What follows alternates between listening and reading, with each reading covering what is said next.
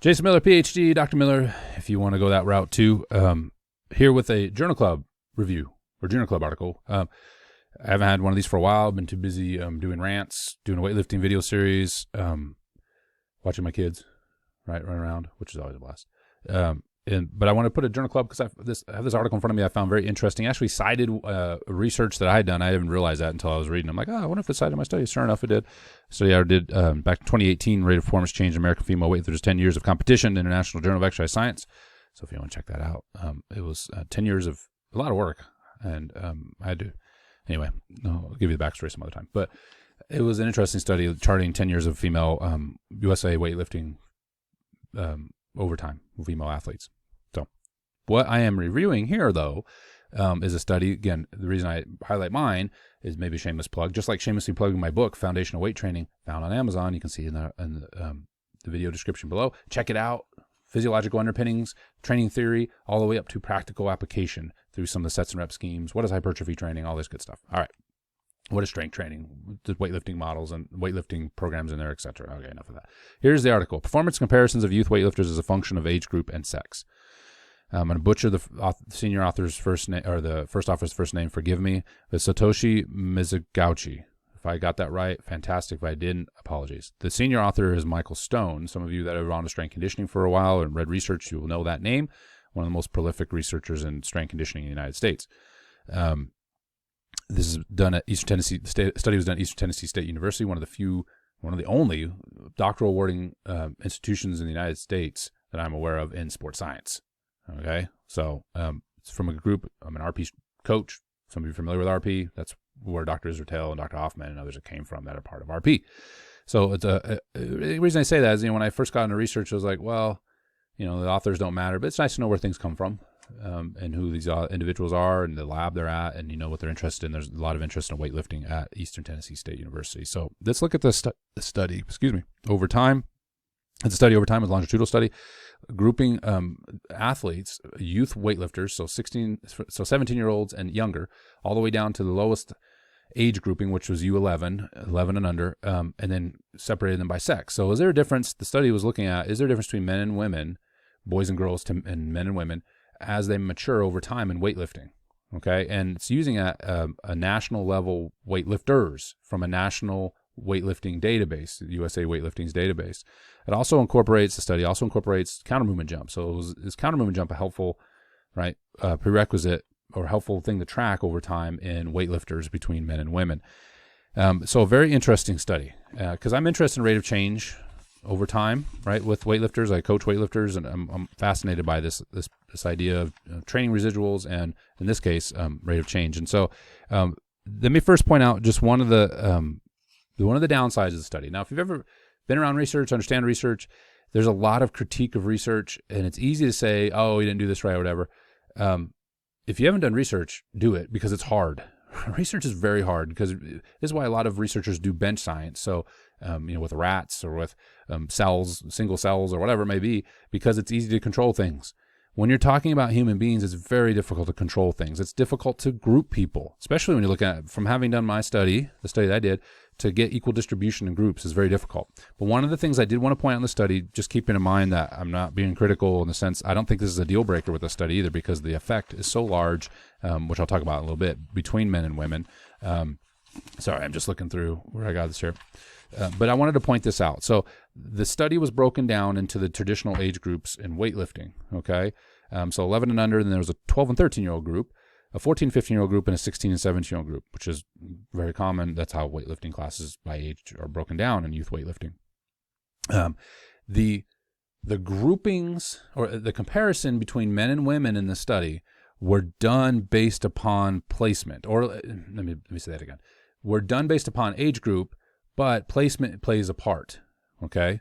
So, for example, if you want to compare the total, and in this case, this study, which I think is more applicable, and that's why the authors were wise to include it, was Sinclair. The Sinclair coefficient takes into account the body weight of the individual. So we could have, all male super heavyweights in this study, and all 48 kilo women at the time, 48 kilo women in this study. Okay, well that would obviously skew the total. But having the Sinclair in there provides a way of trying to equalize the playing field. So if there is a difference in body weight, that's a difference in weight class between these two groups, the Sinclair should help at least tease that out. So that can be a limitation of the study as well, depending on how you feel about the Sinclair. But at least there's an attempt, right, to make sure that, body mass is equilibrated. So, for example, like the 17-year-olds in the study, the females were roughly 50 kilos with 30 kilo variance, where the males were 80 kilos with 17, 18 kilo variance, standard deviation, okay? And so, that's a big swing in the female athletes. Big size difference where the males were a little bit more homogeneous, okay, in their weight class, or their weight group. But it also highlights there's a 30 kilo difference between the males. So if women, had more variance at the 17-year-olds had more variance, there's more distribution of the weight classes. But the males, even if there wasn't as much distribution, 80 kilos, which is about the middle of the road here for the weight classes for men, maybe a little bit light. There was mostly it was this group. It wasn't a lot of supers in this group. I'm saying it wasn't a bunch of super heavyweights. You have 130 kilo average is what I'm getting at. With the females, they average around 50 kilo, which is a little light too, but, again, across the weight classes, if you're familiar with the weight classes in weightlifting, but there's a lot of variance. So, so it's not perfect, but this is an issue just to consider as well is body mass, right? What do we have here? What weight classes do we have? Even when we use the Sinclair, then, what kind of weight classes do we have? And we'll see there's a lot of variability in the male Sinclair scores as compared to the female scores. So, I think what you're seeing is some differences between the sexes when it comes to weightlifting. But I wanted to highlight this difference in the 14, 15-year-old group because I think it's important because that's the group where we'll see this significant separation between the two sexes, okay? So the average, I'm just going to average these, okay? Let me just say, so 14-year-olds, I'm talking about women now. 14-year-olds, there was 8 of them. They placed at an average of 9 plus or minus 6. And the 15-year-olds was 9.9, so basically 10 plus or minus 6. Okay, so you have let's just assume the variance is nothing, which we can't, but you have roughly a 9th to 10th place finisher. Where the males, there was 8 male 14-year-olds and 8 15-year-olds, so about the same in terms of the number. But the average placement for the males was 5.6 for the 14-year-olds and 4.5 for the males, or for the 15-year-olds, excuse me. So an average placement, let's say a 5th with a tighter variance. So you had what I'd say is a truer 5th place finish, where the females you had maybe a 9th place, 10th place finisher, but some of them were maybe higher on the podium and some of them were lower. So that's a difference of around 4 placements if we just take the average. And you think, well, it's a big different deal. If you're familiar with I've been coaching weightlifting for a while, and the difference between that range can be quite large in terms of total, depending on the weight class. But I've coached national meets where the difference between 3rd and 4th was 15, 20 kilos, right? Or even 1st, if they have some crazy international weightlifter that's showing up there, right? I mean, crazy isn't there? They're just awesome, right? You have a USA weightlifting team member, right? That happens to be in that category, or he just devastates everybody. But you also see that as you go down the leaderboard, you can go from 7th to 10th, can be a big drop too. Okay, so just keep that in mind. Again, it's hard to control for all these things. I'm not trying to be critical just to be critical. What I'm saying is that that placement could be a big deal when you start trying to compare apples to apples. Like the 16 and 17-year-old range, women 7th place and 10th place, so let's say 8th, 9th place. And the men, it's 7th to 9th, so roughly around 8th place. So the gap is a little better in the 16 and 17-year-old. Or the placement's a little better in the 16, 17-year-old, and the variance is a lot tighter too for both. So the 16, 17-year-old probably is a better representation of apples to apples than would be the 14, 15-year-old, for example. Okay, the 13-year-olds, roughly the same as well. So that 14, 15-year-old age group I saw is a little bit problematic in terms of using placement of a way of saying we have the same level athlete between the sexes. Okay, so just keep that in mind. I'm going to talk right now about the counter movement jump outcome, and for the most part, there was an age by sex difference between male and females over time in the counter movement jump, and if you just look at the raw data, which I'm going to do a lot of, and I'll try to highlight the significant differences. Like, well, you shouldn't do that. You should do statistical significance. Agreed. I'll try to highlight it, but I think just looking at trends can be really helpful sometimes, as long as you understand the scale, right? And the reason we use statistical significance is because of the variance factor, especially, if you have a lot of variance in something, it's going to make it harder to get statistically significant, and rightly so. but I'll highlight the things I'll highlight are statistically significant. How's that? Okay. Or not. But, and when you look at the data then, with that in mind, that there is a statistical significance between the sexes over age group, the males and the females were pretty much the same in terms of counter jump height until around 14, 15-year-old. Okay, that's when we see the difference start to pick up for males. For example, the 16, 17-year-old, the 17-year-old females jumped 42.83 centimeters, plus or minus 6.02, where the males, 17-year-olds jumped 58. So you see the separation occur at 14 or 15-year-olds, and it's with the males it could be a more valuable tool once they clear 14 to 15-year-olds. Okay, especially as they get older into 16, 17-year-olds, counter movement may be a more helpful tool for males. But in females, it remained fairly flat across the age groups. I'm not saying it was flat. It just, for 16-year-olds, again, was 42.83, and 11 under was 35. You're like, well, that's 7 centimeters, but still, it's fairly flat, where the males went from 36 up to 58. Okay, so you're seeing a greater difference, all right, in the counter movement jump. All right, let's get to the weightlifting, though. And again, keep in mind Sinclair, right? Sinclair is a way of trying to level the playing field among the weight classes, all right? And so I'll talk about totals, but remember that the total doesn't take into account how big the athlete is, all right? Now, we know like the average weight of the athlete, right, and females versus males, and the body weight starts to really accelerate away from each other, not surprisingly at 14, 15-year-olds between men and women, okay? So it's significantly so, right? But keep in mind Sinclair is going to be more valuable here, okay, because it's going to try to level the playing field weight class wise among the males and females. Then we can compare, right, between the two groups, having that 14, 15-year-old category in mind as being maybe a little bit not as apples to apples as we would like. Okay, so let's talk about total. Sorry if you hear the ruffles of the papers. I had everything organized, and then I didn't, because I like to destroy these articles when I look through them. Not destroy them in a bad way, just like to read them. Okay, so total over time, women saw a significant difference between 11 and 12 or 13-year-old, but did not see any between 12 and 13 and the others, okay, other ages. So if you look at, I can't show you this because of copyright, but if you look at the line, it's linear, but the slope is not very steep, and actually becomes less steep as you go from 12 to 13 to 15-year-olds. Okay, so female athletes tend to level off. Well, that's not accurate. They're still gaining total, okay, but it's not to the same degree as the males.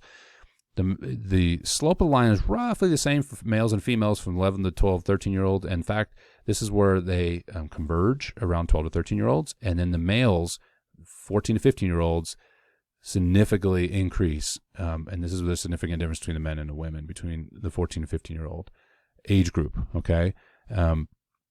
If we look at the actual raw data, if you look at the 14 to 15-year-olds, for women, it was 112 for the 15-year-olds, and for the males, it was 179, right? Where for the 13-year-olds, it was 101 for the males and 95 for the females, okay? Sinclair-wise, again, thinking about now, let's level the playing field about body weight, the Sinclair was 138 for the 13-year-olds, and it was 148 for the males, 13-year-olds. Sinclair for 15-year-olds for men was 234, and Sinclair for 15-year-olds for women was 160.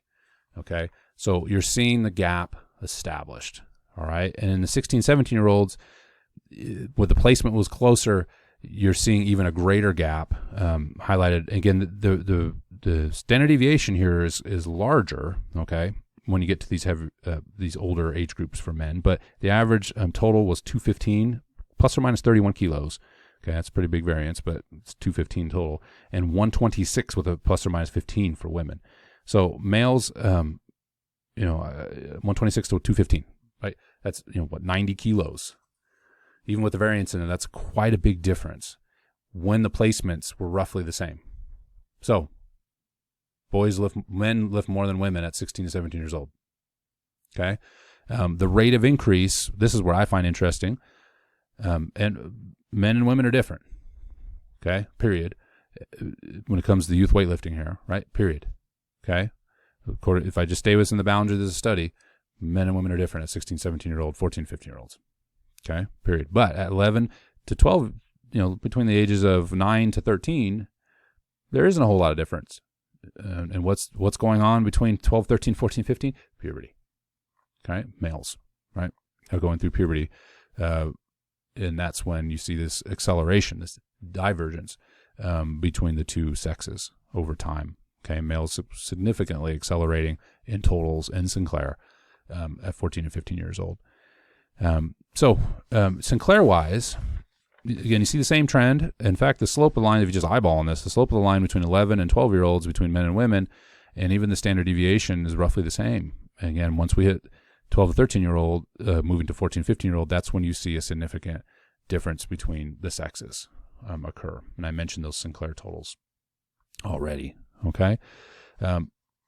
So what does this mean in terms of training athletes? And the article, again, does a good job of pulling in other, previous research that supports the same thing. What does this mean in terms of training? Like in males, if the counter movement jump may be more important. Well, there's things going on here. You could say, well, are these women being exposed to more training than males? That's a valid question. But hopefully that's taken apart a little bit here, babe. These are both youth weightlifters, right? Youth nationals. This isn't just a local meet. This is youth weightlifters that are going to nationals, right? So there is a qualifying total standard. You would assume, and how much trouble you can get doing that, that both the female and male athletes were roughly training the same. Now the boys may be training more. The men may be training more because oftentimes, like things, I'm just throwing things out here to think about. Weightlifting is associated with sports like football. And so, these boys men may be lifting weights more so than the women. I don't know. Having female weightlifters that went to youth nationals, they train probably more than some of the football players locally. Okay. And right, on average, they're a heck of a lot stronger than some of these high school football players. Right. One of my great joys is listening to these young ladies going into a high school football or high school weight room and putting weights on the bar, and all the boys are like, oh, you're not going to be able to lift that. And then they squat all the way down to depth, like real depth. And, all the boys disperse. Okay. So anyway, that's number one. Number two is, how do we train men and women differently, youth athletes? And if there's a separation that occurs at 14, 15-year-old, what, and the article mentions too, maybe it's better to really focus on strength more for women, like spend a lot of time on strength training for women, which would make sense. I mean, working with athletes over the years, women's one of the deficiencies to work on is strength, where men typically it's mobility, recovery is terrible, right? But I'm talking about a national weightlifter, the strength is usually not the issue as much as these other things, speed, things like that. Where women, it's going to be a lot of it is strength focused. Now, it's not for all women and it's not for all guys. What I'm saying though is that on average, this may be the right approach, because if women, when they reach 14, 15-year-olds, the rate of increase is much slower. And I saw this in my own research, is that, the early days, the honeymoon period of lifting, right? You see these significant increases, but then they tail off over time. Well, it could be that just women need to do more strength training and maybe even grow out of a weight class, right? I'm just hypothesizing here what this could look like. And this is why I find this research very interesting, is how do you train these athletes over time? What can you expect in rate of increase over time? If you have a female athletes making great gains at 14, 15-year-old from 12 and 13 and great gains for 14, 15 to 16, 17-year-old, well, you got yourself something in terms of a really talented physiological, outside the norm athlete. That's something to keep in mind, right? If you're frustrated that your female athletes are not, or you're a female athlete and you're not seeing these gains as rapidly as men are, or whatever, well, that you fall in line with what we see in this research study. We're talking about youth athletes, of course. Okay, we can't extrapolate beyond 16, 17-year-old based on this study. Okay, and certainly, again, the study has limitations, but with that in mind, but my conclusion of this is again, there might be a preferential movement, and I've done this anyway, towards more strength training for women, especially as they clear 13 years old. There's something I would remind all of us, as just because kids, and we've seen this in youth athletes, just because it's okay for kids to lift doesn't mean they should try to crush volume. Okay, there's a study that it's not perfectly done and it's not defined well, and I thought about doing a journal club out of it, but it was a study out of Japan on a lot of the lower back issues that were manifest from some high volume training. Now, this was a study that these athletes were young and they were training at very high frequencies, days per week and volumes. So it's not your typical, right? But I've been to weightlifting meets where I've seen 12 to 13-year-old girls and coaches just throwing weights on the bar. And they, I remember one meet very clearly, and this was in Texas, not to rag on Texas, but Oklahoma's better. But there was a coach down there that, this young lady was 12 years old and she got crushed by a clean, and he put more weight on the bar and just crushed her. The girl's just crying as she comes off the floor. And that's not okay either. You say, well, there's good, weightlifting's fine for kids. That's true, but I've seen a lot of young people doing back squats and heavy loads you have to ask yourself, is there another way for athletes to get stronger, especially under the age of 14, that don't involve putting a barbell on their body? I don't put barbells on young people's bodies that are under the age of 14 anymore. Right? And I probably shouldn't have in the first place. Some of you are like, well, duh, right? Well, good for you. Like, seriously.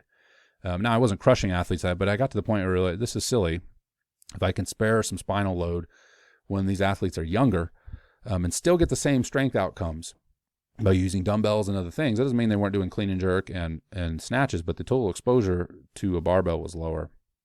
Just something to consider if you're a young athlete or if you're a coach. Can you get athletes stronger without the barbell initially? And it'll show up in their clean and jerk. It'll show up in the snatches, right? And then when they get a little older and you feel like they can move well and you start to load them a little bit, doesn't mean you go crazy either, okay?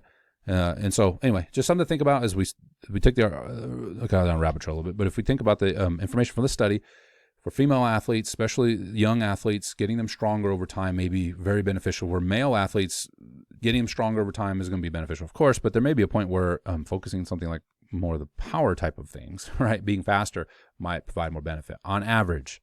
And again, I'm just throwing out some ideas from this study. Very interesting. There's a difference between men and women. There's a difference between rate of change from 12 and 13-year-olds to 14 and 15-year-olds. Counter movement jump seems to be more important for men as a way of distinguishing male from as they get older, from that 14, 15-year-old puberty range up to 16, 17-year-old. That's when men really see a differentiation in counter movement jump. And so I think an interesting study on maturation, difference between the sexes. If you're male or female, understanding kind of the expectations of what could change over time. And if you're a coach, certainly, or a trainer, understanding what change over time will likely occur between the sexes as well. And what age group those changes will occur. All right. Hope you found this interesting. 22 minutes. I'm sure I lost everybody. But if I didn't, subscribe to this channel and like this video. Dr. Miller out.